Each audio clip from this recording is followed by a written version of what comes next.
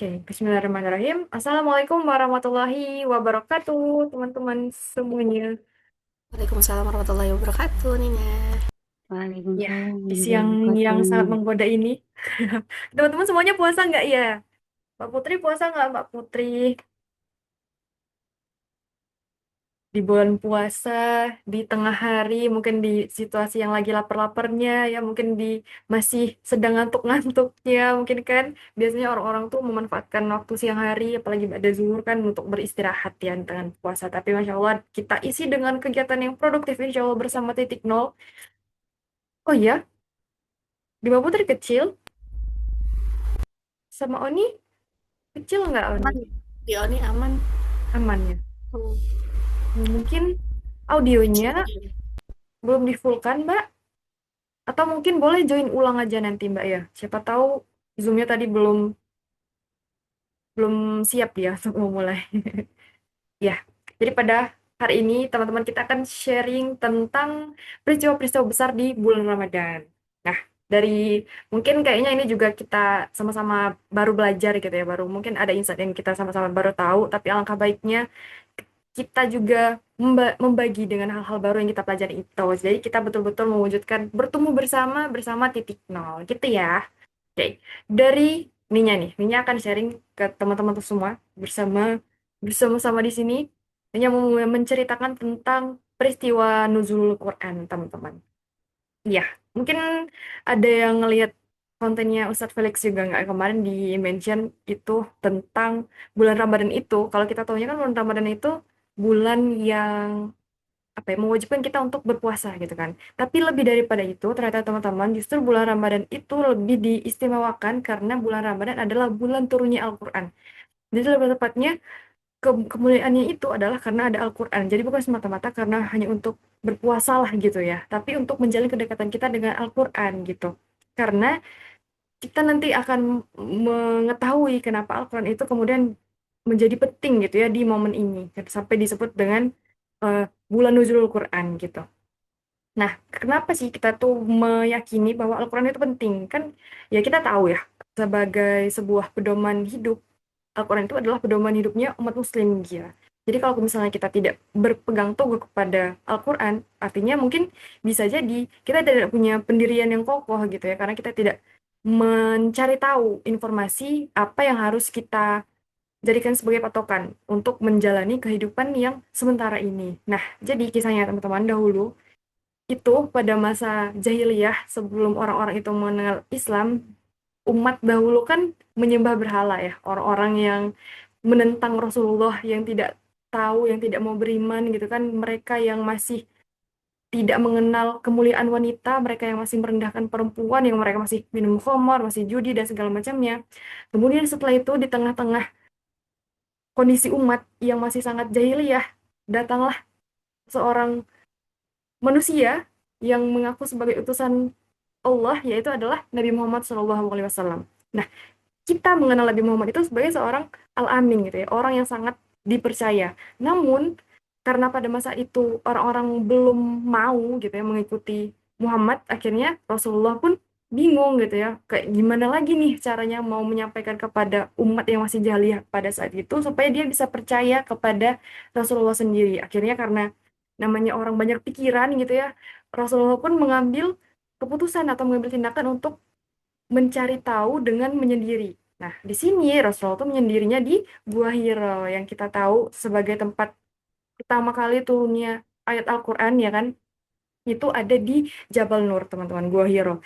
Jadi ini tuh juga kayak apa ya, orang tuh bilang, oh ini juga bisa jadi teladan kalau memang kita lagi ada masalah, biasanya dengan cara menenangkan diri itu kayak apa ya, ya mencari ketenangan gitu ya, kayak seolah-olah kalau kita lagi menyendiri tuh kita lagi berdialog langsung kayak me, apa ya, hanya ada kita dan Allah gitu loh. Nah, itulah yang dilakukan sama Nabi Muhammad sampai akhirnya di sanalah Rasulullah itu merenungkan tentang kehidupan, dia mau berpikirkan apa ya, kegiatan atau perlakuan apa lagi nih yang harus dilaksanakannya, yang harus dilakukan supaya orang-orang jahiliyah ini bisa percaya kepada Rasulullah.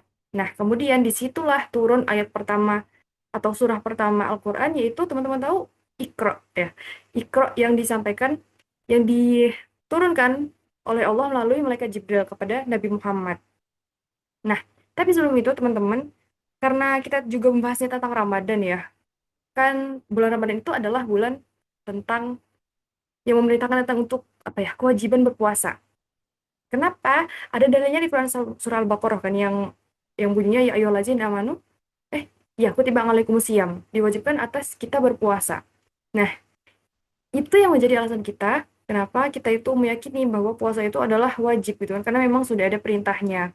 Nah, ternyata teman-teman itu juga salah satu asbabun wujudnya dari surah Al-Baqarah di ayat 183, 184, dan juga 185 itu tuh kayak bertahap Allah tuh menurunkannya gitu ya, memberitahukan kepada Rasulullah. Yang pertama dari surah Al-Baqarah ke ayat 183 itu kayak masih awal-awal teman-teman. Apa ya, ancang-ancang gitu ya, mungkin lebih ke menenangkan, oh nanti kamu tuh akan diwajibkan untuk berpuasa. Kemudian turun lagi ayat ke 184 tentang bagaimana cara berpuasa itu kalau dia tidak mampu, yang diberi rukhsah dan sebagainya. Nah, ini ya, lihat ayatnya dulu ya teman-teman. Nah, ayat 184.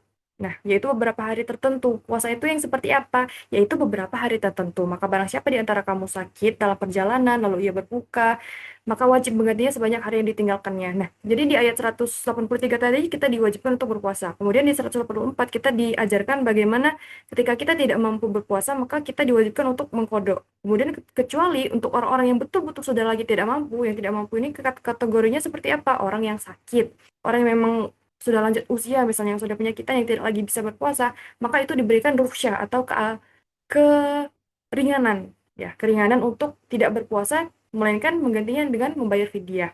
Kemudian di ayat ke 185 itu diyakinkan bahwa Al-Quran itu adalah petunjuk.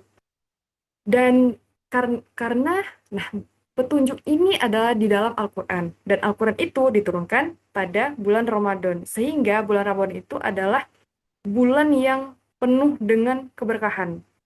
Gitu ya teman-teman. Sehingga keistimewaan Ramadan itu adalah karena bulan tersebut adalah bulan yang di dalamnya terdapat peristiwa yang mulia, yaitu turunnya Al-Quran sebagai petunjuk dan pedoman hidup bagi umat. Nah, itu yang menjadi satu hal identik di bulan Ramadan gitu. Kemudian, nah di bulan Ramadan ini juga kan Al-Quran itu tidak langsung diturunkan secara jelek gitu langsung satu mushaf gitu kan, enggak ya teman-teman, melainkan ber apa ya namanya ya,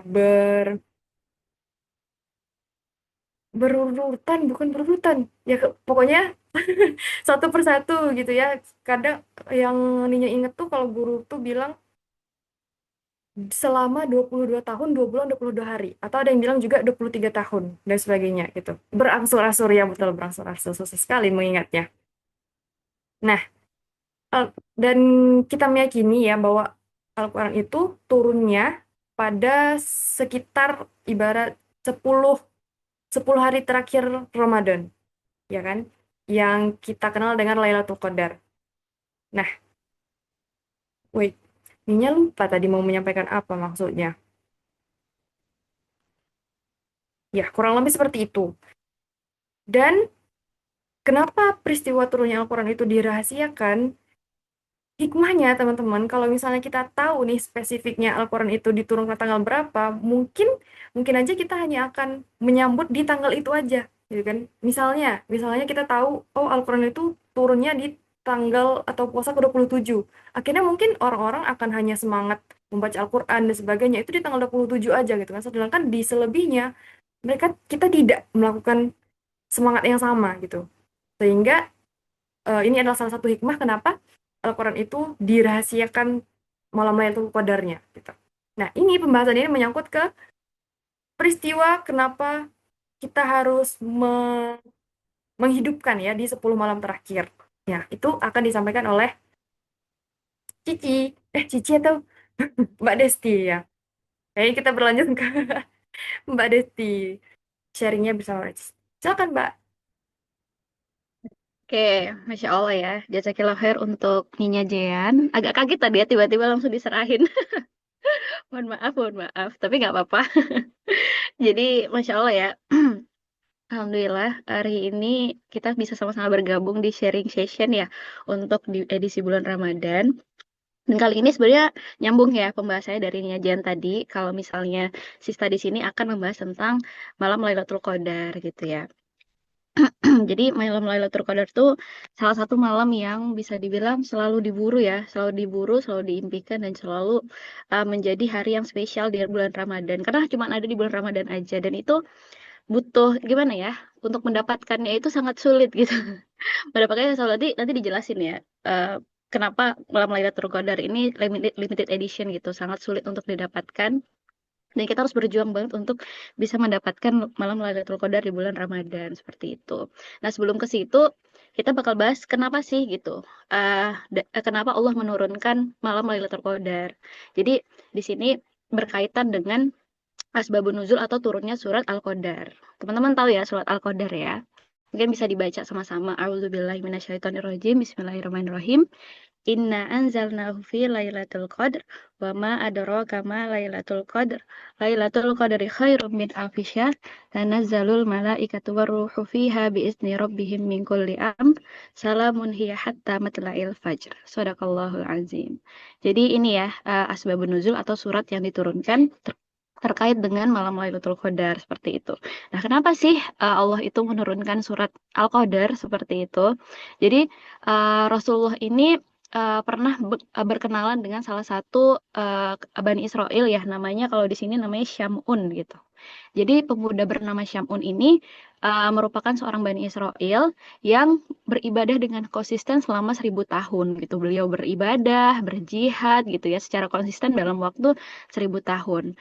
Nah, Rasulullah ini khawatir gitu. Umatku ini kan umurnya tidak sampai 1000 tahun gitu. 1000 tahun tuh kalau misalnya kita buat apa namanya 1000 bulan, bukan 1000 tahun ya, mohon maaf. Jadi 1000 bulan itu kalau ditahunkan itu sekitar 83 tahun gitu ya. Jadi 1000 bulan itu 83 tahun. Nah, umur umur umat Rasulullah itu kan Rasulullah bilang dalam satu riwayatnya tuh umur 60 sampai 70 tahun ya, seperti itu. Tidak panjang. Jadi Rasulullah ini khawatir gitu, usia umatnya tuh nggak sampai 83 tahun. Kalaupun ada usia 70 ke atas itu kan sangat jarang ya di usia sekarang. Di umat-umat akhir zaman tuh jarang sekali gitu. Jadi Rasulullah tuh khawatir bagaimana gitu. Usia umatku ini nggak nyampe 83 tahun atau 1000 bulan seperti itu. Sedangkan mungkin ada salah satu umatnya gitu yang menginginkan ibadah atau iri gitu loh terhadap si Samun ini gitu kan. Yang bisa beribadah selama 83 tahun atau 1000 bulan gitu. Nah, karena kekhawatiran Rasulullah ini pada umatnya, maka turunlah surah Al-Qadar gitu sebagai penghibur lah gitu. Allah menghibur Rasulullah atau kabar gembira bagi Rasulullah, diturunkanlah surat Al-Qadar untuk menjawab kekhawatiran Rasulullah tentang umatnya, seperti itu. Jadi ibaratnya malam Lailatul Qadar itu kan hanya 1 hari ya, walaupun itu dirahasiakan ya di malam-malam ganjil mulai dari di hari 21 Ramadan, 23 Ramadan, 25 Ramadan, 25, 27 ya, 27 sampai 29 gitu ya, 10 terakhir bulan Ramadan. Dan di antara malam-malam ganjil 10 hari Ramadan itu hanya 1 hari, seperti itu ya. Jadi limited edition memang kayak gitu. Jadi ibaratnya dalam 10 hari terakhir satu malam itu sebanding dengan ibadah 1000 bulan gitu. Jadi kalau misalnya kita beribadah selama 1000 bulan tidak ada malam Lailatul Qadarnya, itu tidak lebih baik daripada malam Lailatul Qadar seperti itu. Kalau dulu waktu kita kecil, kita kalau misalnya dengar dengar malam Lailatul Qadar gitu kan, malam yang lebih baik daripada 1000 bulan. Itu imagine-nya atau membayangkannya, wah nanti di setiap malam aku mimpi terus lihat 1000 bulan. Itu waktu kecil ya. Pasti kita pernah berimajinasi kayak gitu. Nggak tahu ya kalau yang lain. Tapi ternyata setelah tahu bahwa 1000 bulan itu hari sebenarnya dalam hitungan hari. Bukan kita lihat 1000 bulan banyak banget gitu. Enggak. Ternyata seperti itu. Jadi beribadah dalam 1000 tahun, 1000 bulan seperti itu. Jadi Masya Allah ya dalam 1 hari itu ganjarannya seperti beribadah 1000 tahun kayak gitu kan. Jadi ibaratnya umat Islam itu walaupun umurnya pendek nggak usah sedih gitu loh. Allah itu bakal ngasih satu malam yang sama nilainya dengan beribadah 1000 bulan seperti itu. Makanya di surat Al-Qadar itu menjadi penghibur bagi umat Islam atau orang yang beriman terkait dengan kekhawatiran bahwa walaupun kita punya umur pendek tapi kita bisa berburu malam Lailatul Qadar loh yang sebanding dengan ibadah 1000 bulan gitu. Walaupun umur kita nggak nyampe 1000 bulan seperti itu. Jadi Masya Allah ya, eh apa namanya Rasulullah itu mengkhawatirkan umatnya sampai sedetail itu gitu. Bisa mengkhawatirkan umatnya sampai ibaratnya walaupun beliau wafat gitu ya, tapi beliau sudah memikirkan jauh gitu tentang nasib umatnya. Bahkan kekhawatiran terhadap bagaimana beribadah umatnya walaupun umurnya pendek seperti itu kan. Jadi Masya Allah ya terkait dengan asbabun nuzul atau kenapa Allah menurunkan apa namanya malam Lailatul Qadar seperti itu.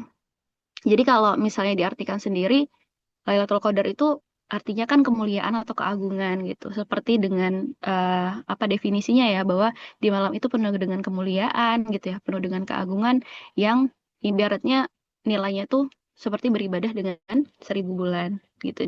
Beribadah dalam waktu 1000 bulan seperti itu. Kita aja belum nggak apa ya, ibaratnya nggak tahu ya apakah akan hidup selama 1000 bulan kan nggak tahu ya ibarat gitu sekitar 83 tahun lah. Itu jadi semoga aja ya di Ramadan kali ini mungkin kita bisa bersungguh-sungguh ya atau mencoba berusaha bagaimana untuk bisa menghidupkan 10 terakhir 10 hari terakhir malam bulan Ramadan dengan berburu malam Lailatul Qadar seperti itu. Oke, tunggu selanjutnya adalah bentar ya. Kita bakal bahas tentang sedikit lah ya, sedikit tentang tafsirnya gitu. Tafsir dari surat Al-Qadar seperti itu. Tunggu ya. Nah, yang di pertama itu kan inna anzalnahu fi lailatul qadar gitu ya. Jadi sesungguhnya kami telah menurunkan Al-Qur'an pada malam kemuliaan. Jadi Al-Qur'an juga diturunkan di malam Lailatul Qadar seperti yang sudah dijelaskan oleh Ninya tadi ya, tentang nuzul Quran. Jadi Al-Qur'an itu diturunkan secara bertahap ya, termasuk juga dengan pada saat malam Lailatul Qadar gitu. Yang di mana malamnya itu penuh dengan keberkahan. Itu ya. Ya, di sini juga dijelaskan di surat Al-Dukhan ya, ayat 3, yang dijelaskan bahwa sesungguhnya kami menurunkan pada suatu malam yang diberkati, menurunkan Al-Qur'annya pada suatu malam yang diberkati itu malam Lailatul Qadar, seperti itu. Hmm, lalu selanjutnya yaitu ayat kedua ya. Ayat kedua, wama adraka ma Lailatul Qadar.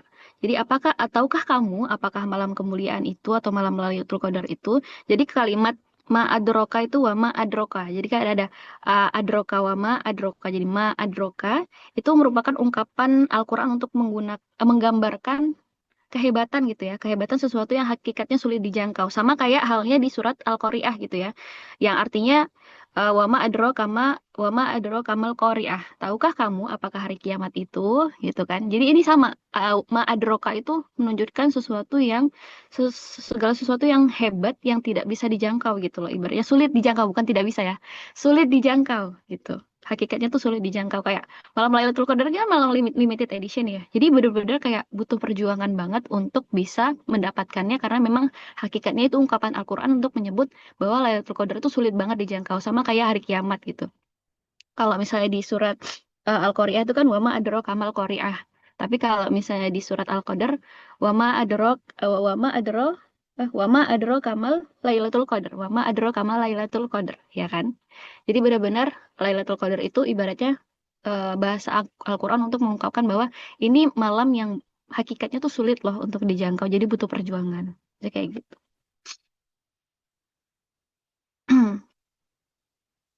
Eh, lalu ya di ayat ketiga, Lailatul Qadari khairum min alfi syahr. Jadi malam kemuliaan itu lebih baik daripada 1000 bulan. Nah, itu dijelaskan sendiri dalam Al-Qur'an ya, bahwa apa namanya kemuliaan yang ada di dalam itu tuh diibaratkan lebih baik malah justru ya. Lebih baik daripada 1000 bulan. Jadi kemuliaannya bukan 1000 bulan tapi lebih baik daripada 1000 bulan. Gitu. Nilai ibadahnya jauh lebih baik dibandingkan beribadah 1000 tahun di malam yang tidak ada Lailatul Qadarnya. Seperti itu.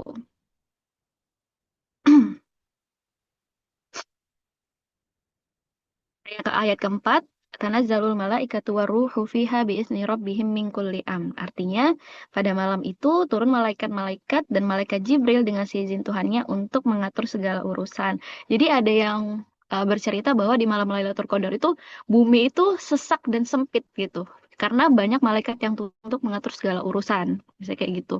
Jadi ada istilah juga yang menyebutkan bahwa Lailatul Qadar itu berarti bermakna sempit gitu. Sempitnya dalam artian saking banyaknya malaikat yang turun karena kemuliaan malam itu atau keberkahan malam itu, bumi ini penuh dan sesak dengan malaikat yang turun seperti itu.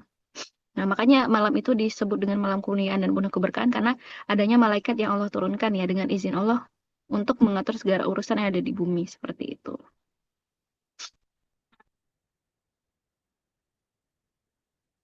Jadi para malaikat itu turun bersamaan dengan turunnya keberkahan dan rahmat dari Allah, sebagaimana mereka pun turun ketika Al-Quran dibacakan dan mengelilingi halaqah-halaqah zikir, serta meletakkan sayap mereka yang menaungi orang yang menuntut ilmu dengan benar karena menghormatinya.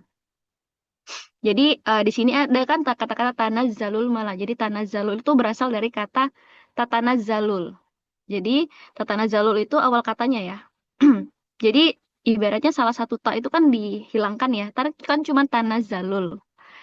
Awal katanya tatanazzalul. Jadi tanya itu salah satu tanya itu dihapus untuk mengisyaratkan kemudahan dan kecepatan turunnya.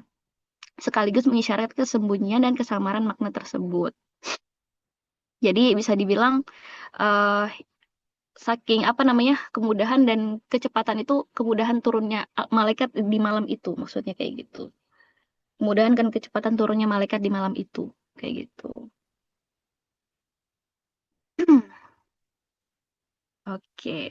Terus yang kelima, salamun hiya hatta matla'il fajr. Jadi malam itu penuh dengan kesejahteraan sampai terbit fajar gitu ya. Jadi salam itu kan artinya keselamatan ya, penuh dengan keselamatan.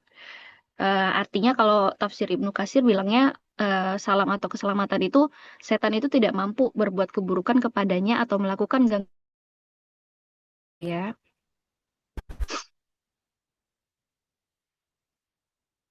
Jadi Masya Allah ya, ini salah satu apa ya eh, hikmah ya ketika kita atau tanda ya bahwa kita itu mendapatkan malam Lailatul Qadar ya.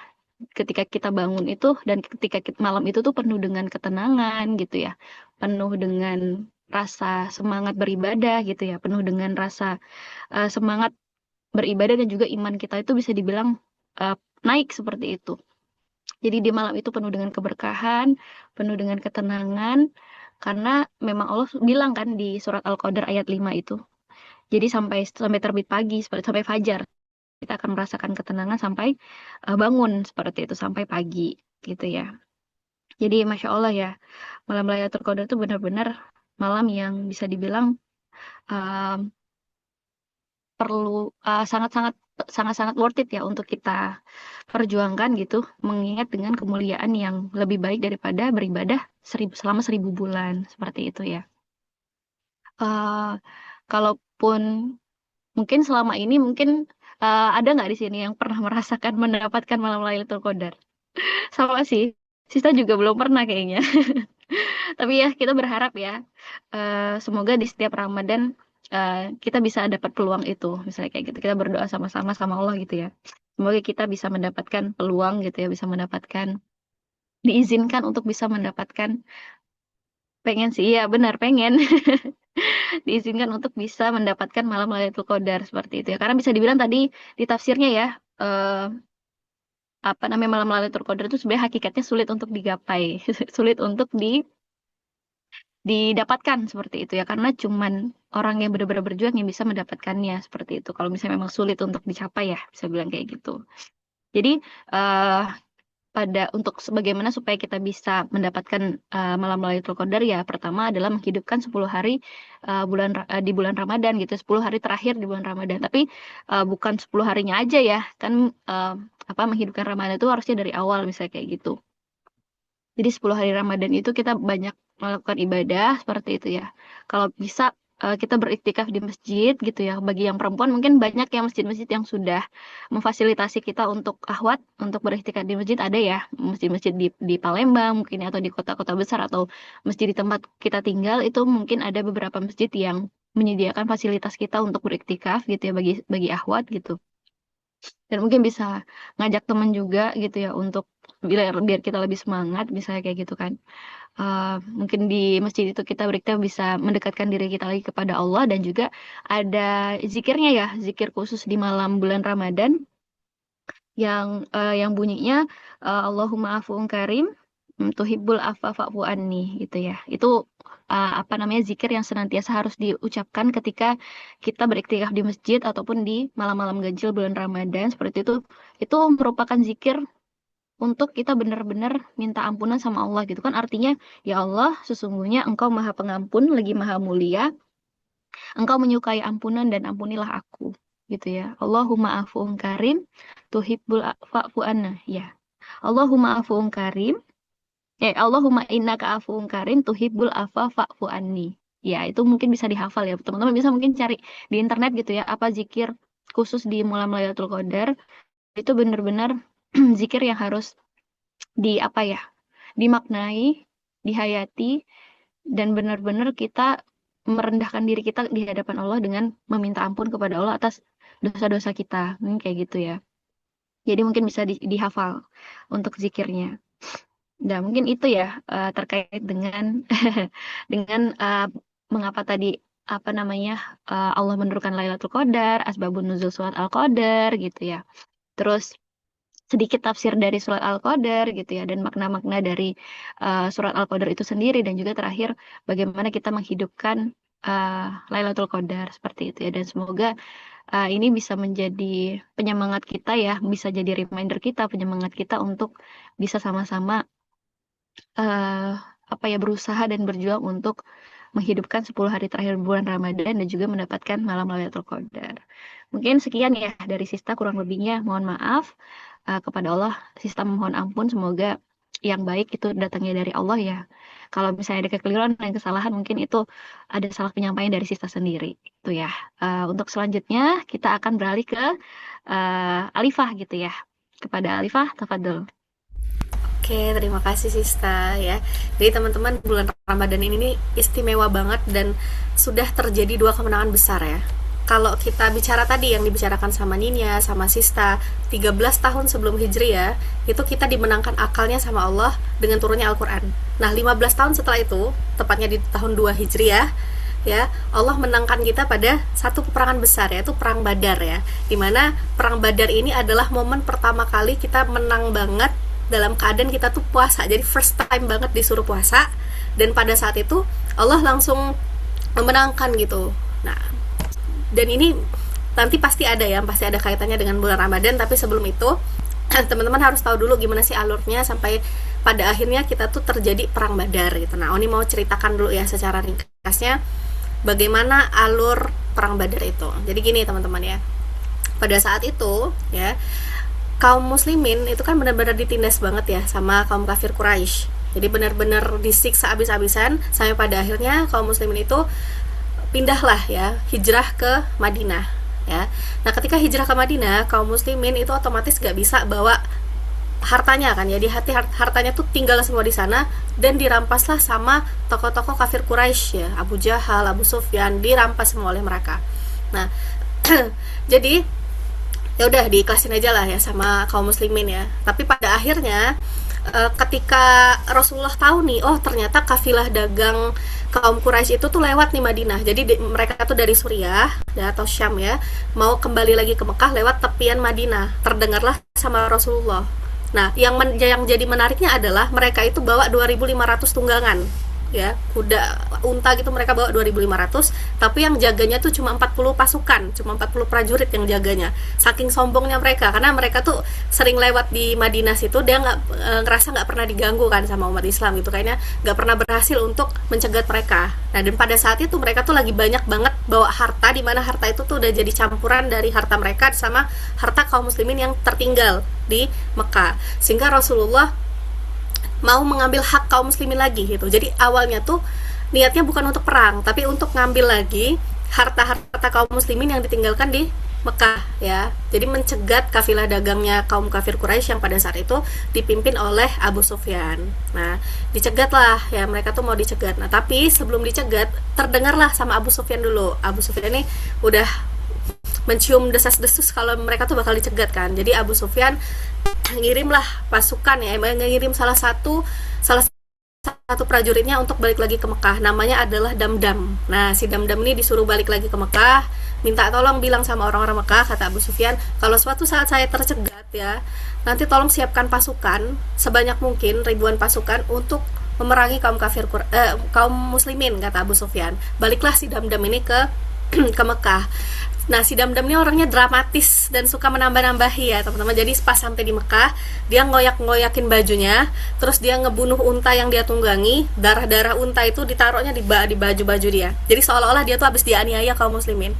Jadi larilah dia ke Mekah itu, dia umumkan kepada semua orang bahwasanya dia sudah dianiaya sama kaum muslimin. Abu Sufyan juga udah dianiaya, udah diperangi sama kaum muslimin, katanya kayak gitu.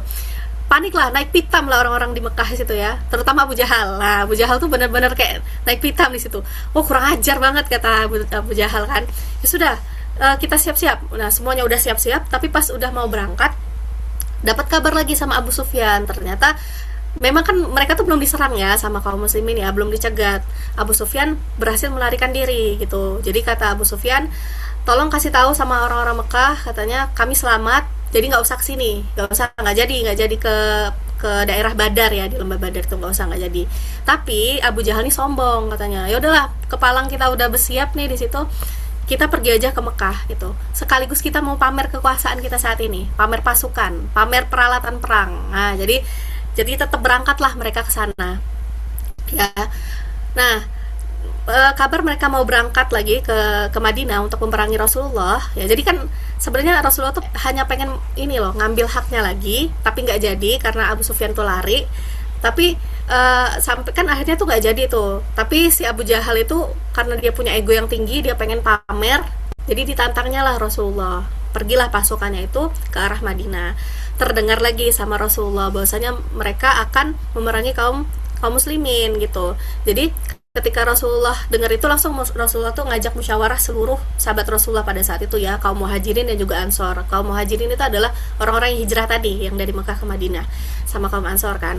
Berunding lah ini gimana strategi perangnya gitu. Dalam keadaan puasa tadi ya teman-teman, dalam keadaan puasa kita udah belajar kemarin dari sisi sainsnya, ternyata puasa itu membuat seluruh organ kita tuh berfungsi dengan baik. Otak kita semakin lancar, semakin fokus, dan benar saja di situ tuh terjadi musyawarah yang sangat-sangat efektif dan efisien kayak gitu loh.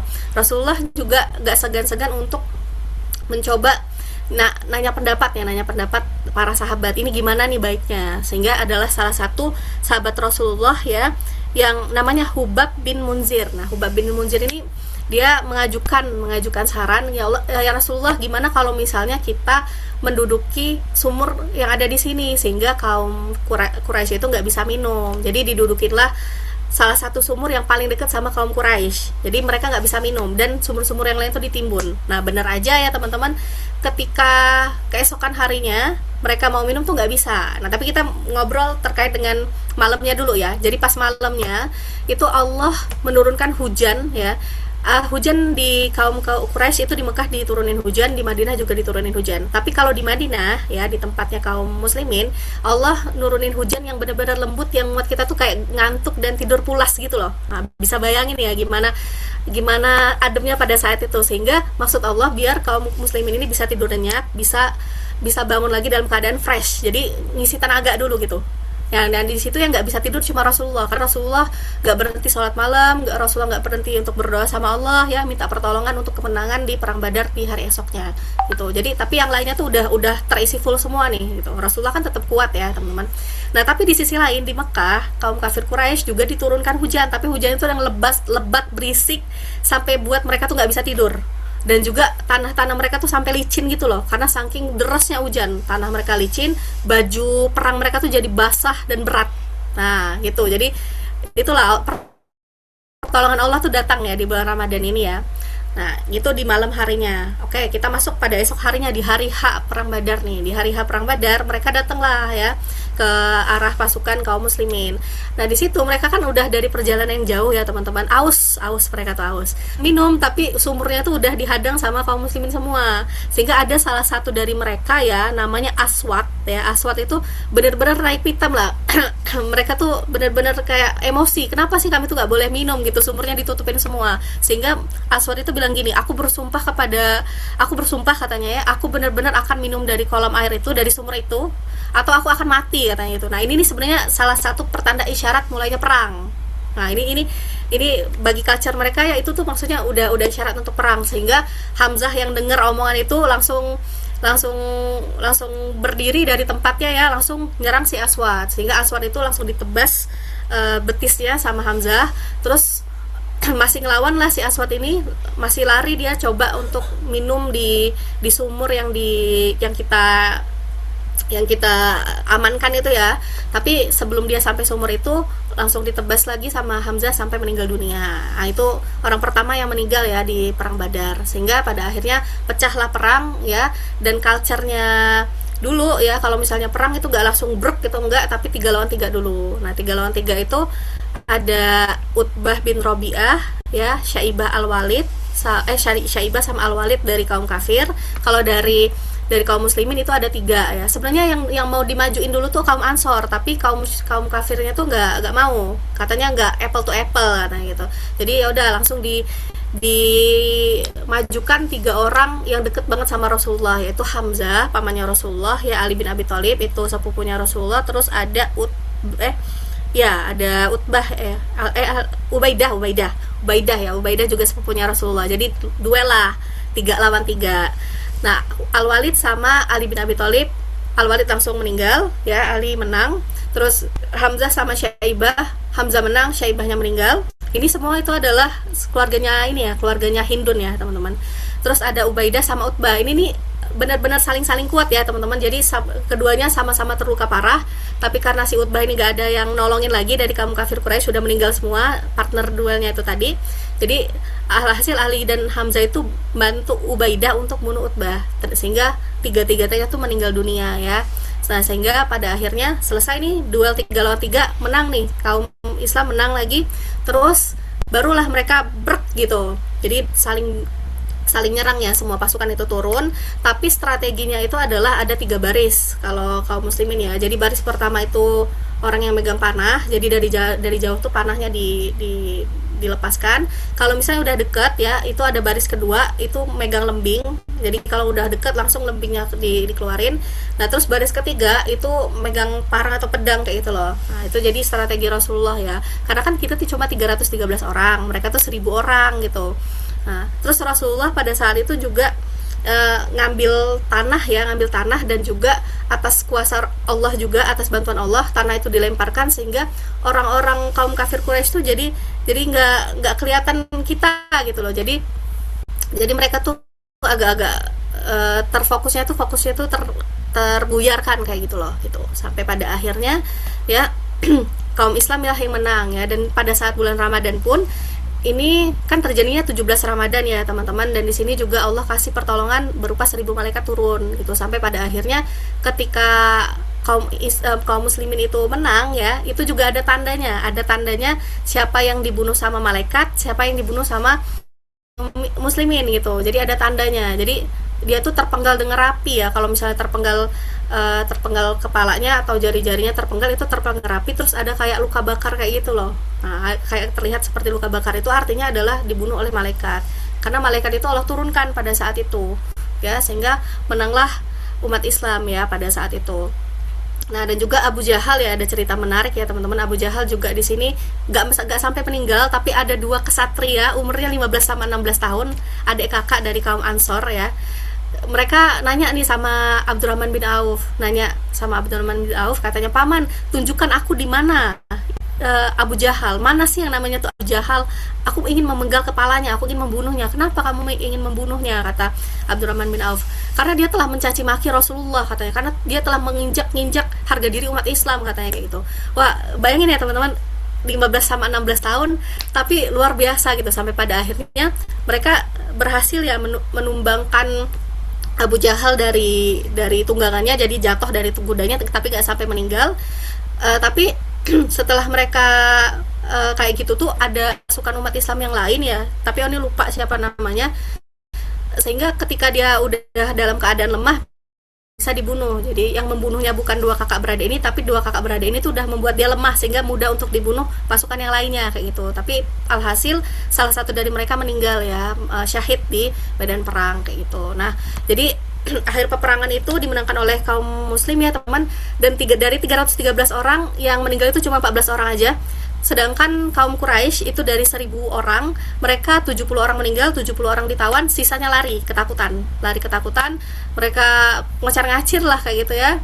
Dan Rasulullah ya ketika menawan orang-orang 70 orang tadi yang ditawan sama Rasulullah, Rasulullah juga memperlakukannya dengan baik, nggak disiksa, nggak diapa-apain gitu. Ya dengan baik aja. Jadi mereka itu diperlakukan, dikasih makan kayak biasanya gitu, 70 orang. Nah, mereka itu bisa bisa bebas asalkan bayar bayar uang kayak itu kan, berapa dirham ya, ini lupa 40 dirham atau berapa gitu. Nah, bagi yang nggak bisa bayar dirham itu harus mengajar baca gitu, mengajar menulis membaca di Madinah kayak gitu. Jadi itulah yang membedakan ya bagaimana penjajahan umat Islam dan juga maksudnya bagaimana peperangan yang dilakukan umat Islam sama kafir Quraisy. Nah, kita nggak jauh-jauh dari Indonesia aja, bagaimana Belanda dan juga bagaimana Jepang memperlakukan Indonesia kan. Nah, sedangkan kalau misalnya kita tawanan perang itu kita perlakukan dengan baik gitu, ada adab-adabnya. Nah, gitu udah bisa melihat mana yang benar mana yang salah ya teman-teman. Gitu. Jadi kaitannya adalah teman-teman, di sini Allah mau menunjukkan bahwasanya ya bulan Ramadan, bulan puasa itu tuh sebenarnya bukan alasan kita untuk nggak bisa ngapa-ngapain gitu. Terbukti ini first time mereka mencoba puasa, tapi mereka tuh dimenangkan sama Allah kan. Mereka kuat-kuat aja kok, mereka encer-encer aja kok otaknya gitu. Nah itu untuk skala kecilnya dalam kehidupan kita, berarti ini bukan alasan kita untuk berhenti ya, berhenti untuk beraktivitas dan sebagainya kayak gitu. Dan juga tentunya di bulan ini tuh banyak sekali pertolongan-pertolongan Allah. Buktinya ya di saat itu Allah menurunkan 1.000 malaikat. Nah di sini juga nggak mustahil bagi Allah menurunkan pertolongannya bagi apa-apa yang sedang kita alami pada saat ini kayak gitu. Dan pada saat ini ketika perang Badar itu selesai ya teman-teman, tentunya kaum muslimin itu lebih terpandang pada saat itu, terus juga lebih kuat dari sisi politik, dan orang-orang tuh tidak meremehkan lagi kaum muslimin gitu, karena udah terbukti kan 313 lawan 1000 itu 313 yang menang, sehingga itu bisa menjadi perubahan yang signifikan ya bagi umat Islam setelah terjadinya kemenangan pada perang Badar di bulan Ramadan, which is itu 2 Hijriah, tahun pertamanya umat Islam mencoba untuk berpuasa gitu ya. Nah selanjutnya ada lanjutan lagi nih, yaitu perang Fathu Mekah ya, pembebasan kota Mekah yang akan diceritakan sama Akar Rohmah. Oke, Leni, terima kasih. Cek dulu suaraku terdengar. Terdengar Kak? Oh, Kayaknya oke. Nah, agak aku digedein mau, dikit lagi deh ya Kak. ya Kak, cek, aman-aman. Oke, oke teman. Aku mau melanjutkan cerita dari Ninya, dari Sista, dari Oni juga gitu ya. Menarik gitu ya, kalau di bulan Ramadan itu banyak sekali hal-hal peristiwa-peristiwa besar yang memang terjadi di dunia Islam pada masa lalu gitu ya. Tadi kan udah disebutkan dari nuzul Quran, dari malam Lailatul Qadar, dari apa perang Badar dan sebagainya. Nah, nah di sini tadi udah dimention sama Oni gitu ya. Bahwasanya kita juga punya salah satu peristiwa yang menjadi titik balik daripada Islam itu tuh mulai tersebar ke Mekah itu sendiri. Apa? Nah, itu tadi Fatul Mekah, penaklukan kota Mekah atau pembebasan kota Mekah. Nah, ini terjadi tidak serta merta langsung terjadi aja gitu ya. Ini nih ada kayak strateginya, ada penyebabnya, ada asal muasalah gitu. Kenapa kok bisa Fatul Mekah ini terjadi gitu. Nah, kita preteli terlebih dahulu ya teman-teman untuk peristiwa ini sendiri. Nah, Fatul Mekah itu teman-teman perlu kita ketahui gitu ya. Itu tuh terjadi di tahun 8 Hijriah, tepatnya itu di tanggal 20 Ramadan ya teman-teman. Jadi kan kalau perang Badar itu terjadi tahun 2 Hijriah. Nah, ini 6 tahun yang akan datang gitu tuh. 6 tahun yang akan datang baru terjadi Fatul Mekah itu sendiri. Nah, ini terjadi karena adanya ini penyebabnya itu adalah orang Quraisy itu sendiri, kaum Quraisy itu tuh melanggar perjanjian. Perjanjian apa? Nah, perjanjiannya itu adalah perjanjian Hudaybiyah. Mungkin teman-teman kemarin sempat mendengar gitu ya, ada suatu statement bahwasanya oh BOP ya, Board of Peace itu sendiri adalah seperti perjanjian Hudaybiyah gitu ya. Nah itu kan menarik ya, kok bisa gitu ya BOP, Board of Peace itu sendiri apa disamakan dengan perjanjian Hudaybiyah. Emang kira-kira apa sih perjanjian Hudaybiyah itu sendiri? Nah itu perlu kita kasih cari tahu dulu apa sih isi daripada perjanjian Hudaybiyah antara kaum Muslim dan juga kaum Quraisy itu sendiri. Nah ini kok sudah gitu. Kalau untuk Hudaybiyah itu sendiri ya, atau sebut saja kalau bahasa Arabnya itu sulhu al-Hudaybiyah gitu ya. Nah, yang pertama itu isinya teman-teman ya. Isinya itu adalah gencatan senjata antara kedua belah pihak selama 10 tahun. Jadi ada gencatan gitu teman-teman. Nggak boleh perang, nggak boleh ini, nggak boleh itu pokoknya itu ya. Antara kaum Quraisy dan juga kaum Muslimin. Oke gitu ya. Nah, yang kedua ada lagi orang Quraisy yang Muslim gitu yang datang kepada kaum Muslim itu kalau datang ke kaum muslim tanpa izin daripada walinya itu nggak bakal diterima, bakal ditolak gitu loh. Nah, yang ketiga, Quraisy itu adalah orang muslim yang kembali kepada mereka. Nah, ini sebenarnya agak gimana ya perjanjian gitu ya. Jadi orang Quraisy itu nggak bakal nolak orang tiba datang kepada mereka, balik lagi ke mereka gitu ya. Jadi diterimalah sama mereka. Berbeda tadi dengan poin yang kedua, bahwasanya kalau orang Quraisy yang Muslim tiba-tiba datang pengen masuk Islam ataupun yang lainnya kepada kaum Muslim, itu tuh kalau nggak ada dapat izin dari walinya di Mekah, itu tuh nggak boleh diterima sama kaum Muslim gitu ya. Nah yang keempat, nah ini nih adalah eh, hal yang menjadi penyebab daripada Fatul Mekah itu sendiri gitu ya. Yang dimana isinya itu adalah barang siapa yang hendak membuat perjanjian dengan Muhammad itu dibolehkan. Begitu juga siapa yang hendak membuat perjanjian dengan Quraisy itu juga dibolehkan. Di sini ada dua bani teman-teman. Bani Bakar, Bani Bakar itu tuh masuk ke apa? Masuk itu beraliansi lah sama beraliansi sama Quraisy. Ada satu lagi Bani Kuzaihah apa apa itu ya, lupa itu dia beraliansi dengan kaum muslim. Tapi di sini di Bakret aliansinya sama kaum Quraisy ini malah melanggar teman-teman, malah melanggar isi perjanjian tersebut yang seharusnya kan nggak boleh tuh bentrok gitu ya, nggak boleh kita tuh nggak boleh perang karena ada gencatan senjata dan sebagainya gitu kan, nggak boleh berselisih, nggak boleh dan lain sebagainya gitu kan.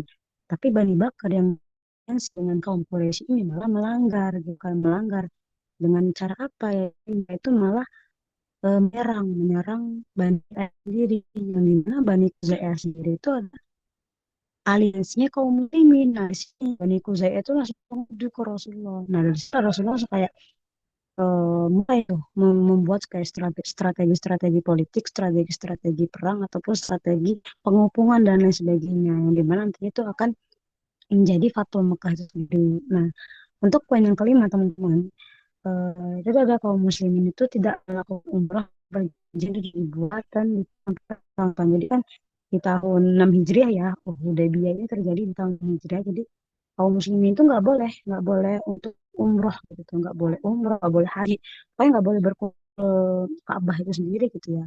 Mereka diperbolehkan itu tuh di tahun depan dan itu pun banyak banget ya persyaratan-persyaratan yang harus diikuti oleh kaum muslim. Nggak boleh lebih dari 4 hari, nggak boleh bawa senjata, nggak boleh dan lain sebagainya gitu kan. Jadi memang kayak ini sebenarnya lebih ke banyak nguntungin nguntungin kaum Quraisy sendiri. Tapi oke gitu kan.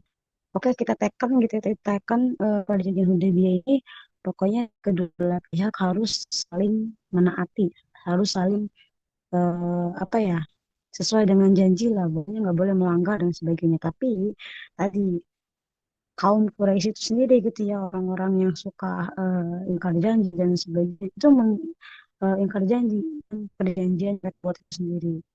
Nah akhirnya kan Uzaah tadi ya di poin 4 udah ngadu ke Rasul dan sebagainya, mereka itu langsung kayak menghimpun lah ya, menghimpun sampai terhimpun tuh di kaum muslimin di sisi kaum muslimin sendiri 10.000 pasukan yang terdiri berapa ratus dari kaum muhajirin, dari 1.000 lebih dari kaum ansor, dari bani-bani kayak Bani Sulaim dan lain sebagainya itu ya yang terhimpun sampai 10.000 10 pasukan di zaman saat kan kayak kalau kita nih misal kita di kayak di Palembang itu tiap titik dikepung oleh 10.000 pasukan ini. Gimana nggak ketar-ketir nggak sih kaum Quraisy di Mekah itu sendiri gitu kan. Saking ketar-ketir yang itu sampai ada yang berani keluar rumah, ada yang mereka tuh nangis aja, ada yang mereka itu kayak, wah ketakutan lah ya, ketakutan yang sampai benar-benar ketakutan gitu ya. Akhirnya gitu kan, karena apa?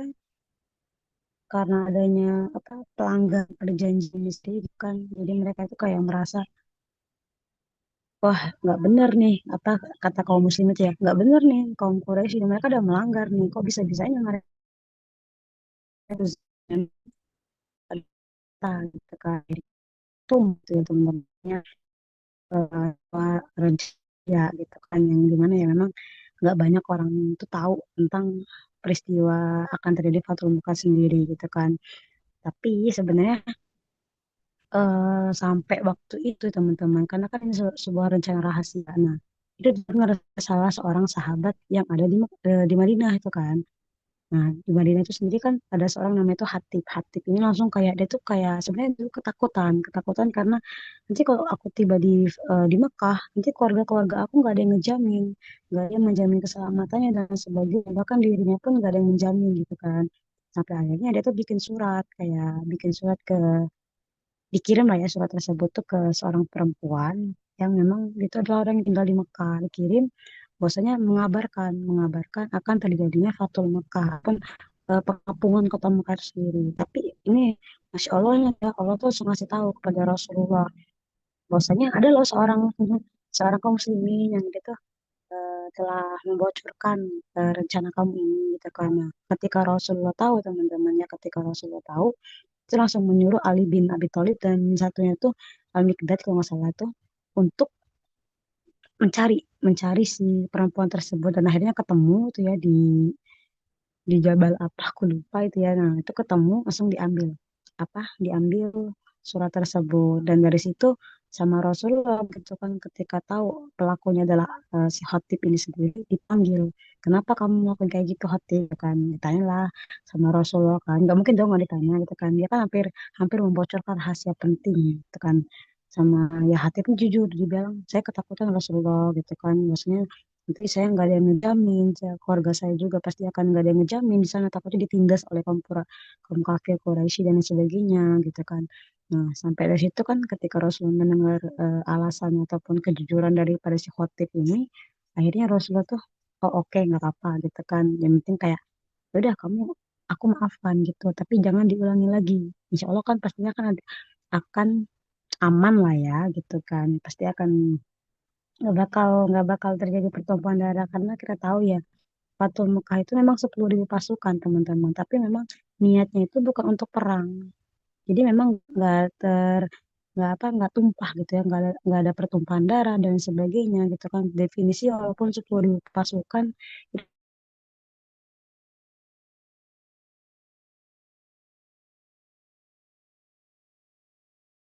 kaum Quraisy tahu gitu kan bahwasanya mereka tuh sudah dikepung gitu kan, sudah dikepung dari beberapa titik gitu ya. Jadi ada sekitar 4 titik teman-teman, 4 titik yang di Mekah itu dikepung. Bisa titik timur gitu ya dikepung oleh Khalid bin Walid, titik barat dan sebagainya itu ya. Itu udah dikepung gitu kan. Tapi kan kita tahu bahwa misalnya mereka itu udah dikepung, mereka tuh akhirnya nggak bisa lagi untuk ya melawan dan sebagainya. Tapi sebelum ini gitu ya adalah soal dimensi juga sama Oni gitu ya, namanya Abu Sufyan bin Harb gitu ya, salah seorang pemuka Quraisy yang memang saat itu Islam gitu ya. Itu mulai kayak bahasa kita tuh kayak bernegosiasi teman-teman, bernegosiasi, bisa nggak sih jangan jangan jangan kita jangan perang gitu kan, bisa nggak sih perjanjian Hudaybiyah ini nih nggak usah dilanjutkan dan nggak usah dilanjutkan, tetap berlanjut gitu ya itu dan sebagainya. Tapi sama sekali pada itu nggak diberi sama Rasulullah, dan ketika itu ya itu Abu Sufyan dengan tangan kosong, dengan tangan hampa, dengan ya nggak ada hasil apa gitu ya. Nah dari situ kan udah ya karena memang nggak ada pilihan lain gitu kan, kaum Quraisy juga melihat bagaimana kekuatan, bagaimana si pasukan muslimin itu sendiri, mereka akhirnya memilih menyerah gitu kan. Tapi pada akhirnya gitu kan, karena karena udah bener-bener sebagainya chaos sih, tapi lebih ke tempat itu kaum Quraisy yang chaos ya karena ketakutan sampai akhirnya ya teman-teman, Rasulullah itu kayak membuat sebuah apa ya, pernyataan ya maksudnya itu ini kan si Abu Sufyan ini kan awalnya kan memang apa dari negosiasi dia, akhirnya dia udah tahu bahwasanya ya udah kita mau ngapain lagi, jadi akhirnya dia masuk Islam. Dan dari situ setelah dia masuk Islam si Abu Sufyan ini teman-teman, Rasulullah itu bikin kebudayaan yang di situ membuat orang-orang yang ada di Mekah itu tuh merasa kayak ya menenangkan kan, menenangkan situasi tersebut gitu kan, yang dimana bilang katanya kata Rasulullah tuh barang siapa yang masuk rumah Abu Sufyan dia akan aman, barang siapa yang menutup pintu rumahnya dia juga akan aman, dan barang siapa juga yang masuk ke Masjidil Haram itu dia juga tuh akan aman, dijamin selamatannya sama Rasul, dijamin gitu ya, kita tuh nggak bakal menumpahkan darah gitu kan. Hmm. Selanjutnya gitu kan, karena sudah ini Mekah itu ditaklukkan tanpa adanya peperangan, tanpa adanya pertumpahan darah. Kaum muslim itu langsung masuk ke Mekah gitu kan, langsung masuk kayak langsung yang dilakukan langsung kaum muslim itu eh, menenteramkan menenteramkan situasi ketakutan daripada kaum yang ada di Mekah itu sendiri, dan langsung kayak mereka tuh menghancurkan berhala-berhala yang ada di Masjidil Haram dan juga di tiap-tiap rumah. Jadi mereka tuh mereka hancurkan, dan dari situlah ya kembalinya cahaya tauhid ke kota Mekah. Kembalinya sebuah kebenaran, cahaya iman ke kota Mekah. Nah dari sini gitu ya teman-teman, strategi politik dari Rasul benar-benar gitu. Gimana kalau kita dengar gitu ya, itu nggak bisa di yang kata statement orang-orang yang kemarin gitu ya, bahwa ini seperti Hudaybiyah dan sebagainya. Tentu gitu ya strategi politik Rasulullah berbeda, dan itu tuh memang semuanya itu pasti akan intinya itu tidak akan merugikan gitu ya, sama-sama akan mensejahterakan siapapun yang memang mau tunduk kepada Islam itu sendiri. Nah itu ya teman-teman, daripada Fatul Mekah itu sendiri gitu kan, dimana tadinya ada janji Indonesia dan pada akhirnya ketika dilanggar oleh kaum Quraisy sendiri 8 Hijriah itu langsung nanti mereka itu Fatul Mekah, pembebasan kota Mekah yang dimana terjadi di bulan Ramadan. Memang ada hal-hal menarik gitu ya ketika Fatul Mekah itu sendiri. Yang dimana itu kan Rasulullah dulu ketika masuk ke Mekah itu kan semua orang kaum Quraisy kafir Quraisy dimaafin dan dimaafkan. Entah dia memusuhi Islam yang bikin Rasulullah bilang itu semua dimaafkan. Seperti kayak Hindun, kayak Abu Sufyan dan siapa lagi. Nanti aku ceritanya yang bagian Hindun dan juga Abu Sufyan ini ya, karena ini menarik banget gitu ya. Nah, tapi ada juga yang di situ masih mencoba untuk memerangi Rasulullah, mencoba memerangi kaum muslimin. Siapa aja? Nah, orang-orang tersebut antara lain itu ada Ikrimah, Ikrimah bin Abu Jahal, anaknya Abu Jahal gitu ya. Nah, Ikrimah bin Abu Jahal ini kayak masih merasa kayak aku tuh pengen banget loh, pengen banget nggak mau masuk Islam dan sebagainya. Aku tuh pasti pengen memerangi dan sebagainya. Berarti agama yang benar tuh agamanya Rasulullah, agama yang dibawa Rasulullah. Tapi dia pengen sekali dia memerangi, memerangi, memerangi, dan sampai pada akhirnya Rasulullah bikin statement yang dimana kalau kalian ketemu Ikrimah dan teman-temannya dan ada 7 orang lah ya, kalau nggak salah itu ya, boleh untuk kalian itu langsung bunuh di tempat. Nah, Ikrimah mendengar yang kayak gitu teman-teman, ketakutan gak sih? Ketakutan. Dia langsung kayak kabur. Ethiopia. Sekarang tuh udah Ethiopia gitu kan. Dia tuh udah waktu udah mulai berjalan kaki gitu ya sampai ke pelabuhan Aden gitu ya di Yaman kalau nggak salah.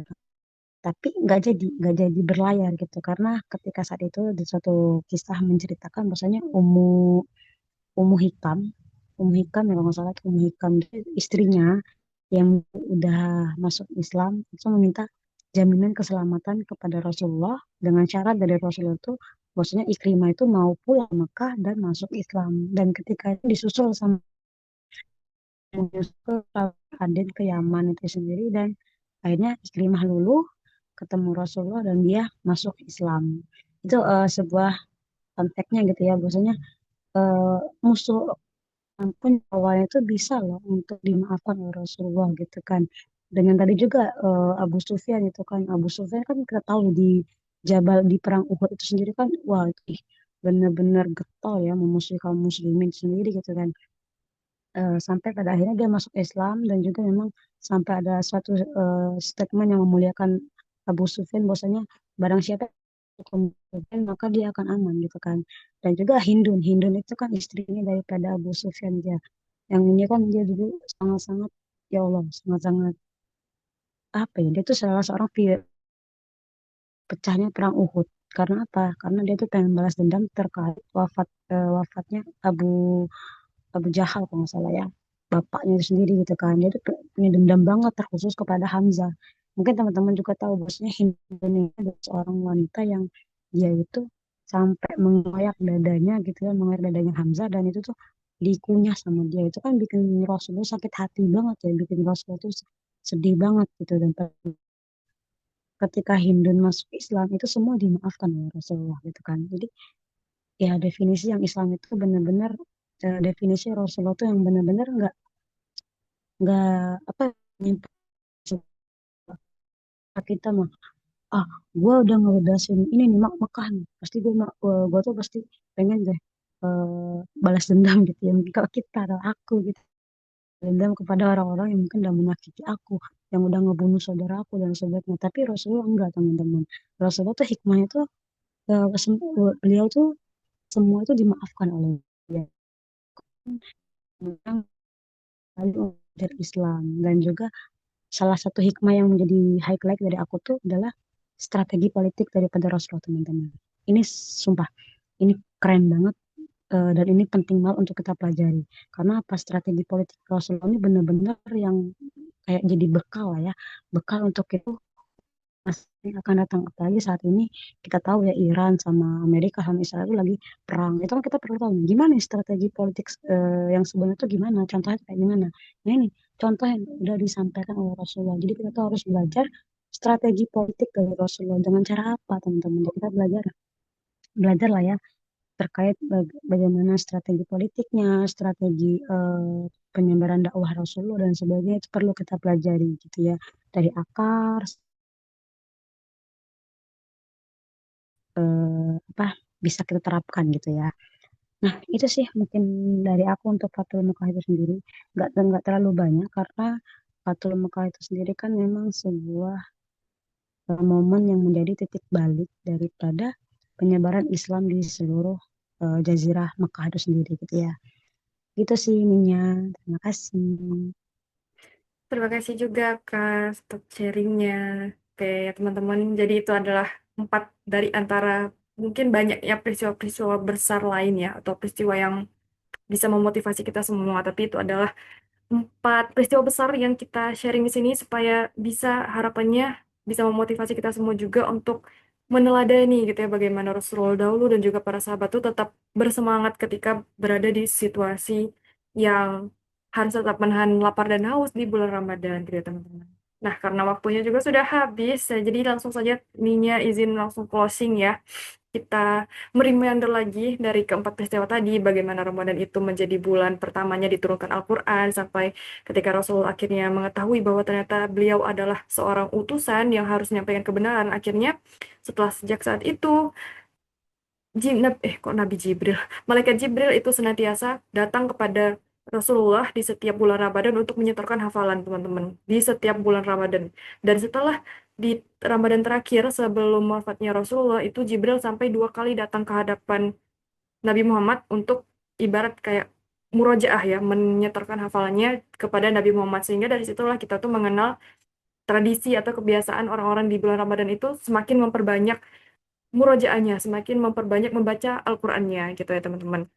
Apalagi melihat bagaimana tadi kisahnya perjuangannya para Rasulullah dan juga para sahabat di peperangan gitu yang terjadi pada bulan Ramadan itu menjadi apa ya acuan gitu ya untuk kita untuk yuk memperbanyak perjuangan kita gitu. Jadikanlah diri kita ini orang-orang yang patut untuk ditolong karena bahkan dari ketika melihat kenyataan pada masa peperangan itu yang melihat kalau dari secara logika kayak nggak mungkin ya kita mau menang melawan pasukan Quraisy, pasukan orang kafir yang jumlahnya itu 3 kali lipat dibandingkan umat muslim pada saat itu.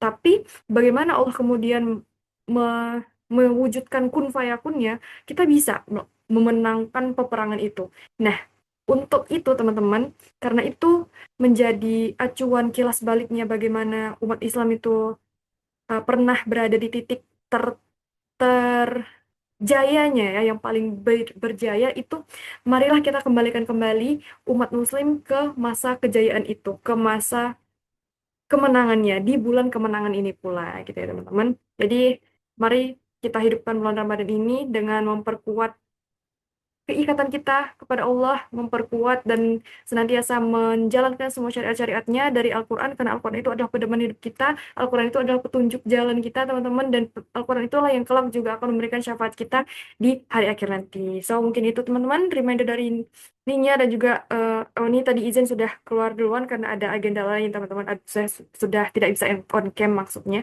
dan juga bersama Sista dan juga Aka mengucapkan terima kasih dan selamat menjalankan puasa serta semakin menguatkan ibadahnya teman-teman di bulan yang penuh dengan keberkahan ini. Izin kami tutup. Semoga dari sini bisa mendapatkan kebaikan bersama. Kebaikannya diambil dan keburukannya jangan ya, karena keburukannya itu datang dari kita sendiri. Ininya izin menutup dengan wabillahi taufiq wal hidayah. Wassalamualaikum warahmatullahi wabarakatuh. Semangat teman-teman. Waalaikumsalam warahmatullahi Assalamualaikum wabarakatuh. warahmatullahi See you, Sila khair, guys. Thank Akak you. dan Sista. Oni juga. Semangat, Ron.